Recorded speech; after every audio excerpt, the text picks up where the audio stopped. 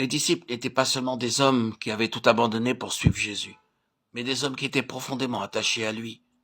Jésus avait dit, « Si vous m'aimez, gardez mes commandements, et moi je prierai le Père. Et il vous donnera un autre consolateur, afin qu'il demeure éternellement avec vous, l'esprit de vérité que le monde ne peut recevoir. » Jean 14, 15 à 17. Et il l'aimait profondément. Ils l'avaient vu crucifié, mais leur cœur ne pouvait être séparé de lui.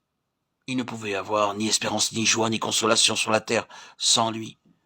Et c'est là ce qui manque souvent, hélas, à notre piété.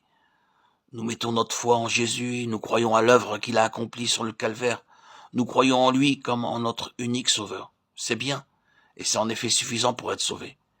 Mais l'idée que la foi consiste en un attachement profond, personnel, intime à la personne de Jésus et dans une communion journalière avec lui, la pensée que cette foi implique que Jésus, l'invisible, sera mon ami et mon guide et mon gardien chaque jour, mon conducteur et le maître auquel j'obéis.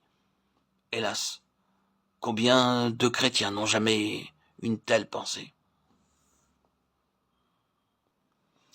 Une femme me raconta comment depuis son enfance, elle avait aimé le Seigneur Jésus.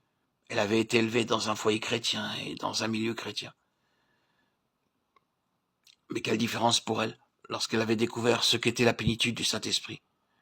Je lui dis, depuis votre enfance, vous avez vécu dans une chaude atmosphère chrétienne. Dites-moi en quoi consiste, à votre idée, la différence entre la vie que vous vivez alors et celle dont vous avez fait l'expérience par la suite. Sa réponse fut prête aussitôt, et c'était une réponse très simple. Cela consiste uniquement en ceci. La communion personnelle avec Jésus, me dit-elle. Tel doit être en effet le commencement de la bénédiction.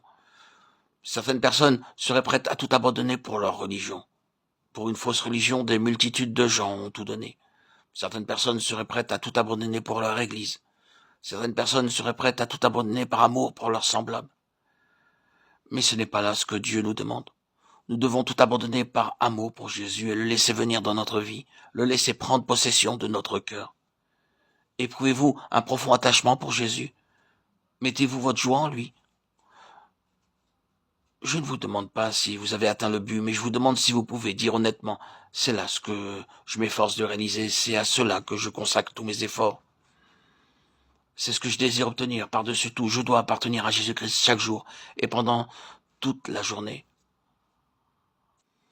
Dites, dès aujourd'hui, à ce moment même où je vous parle, ô Christ, remplis-moi du Saint-Esprit. Je te donne tout. Accepte mon offrande. Vous serez alors disposé, votre cœur sera disposé à accueillir et à recevoir instantanément l'effusion du Saint-Esprit.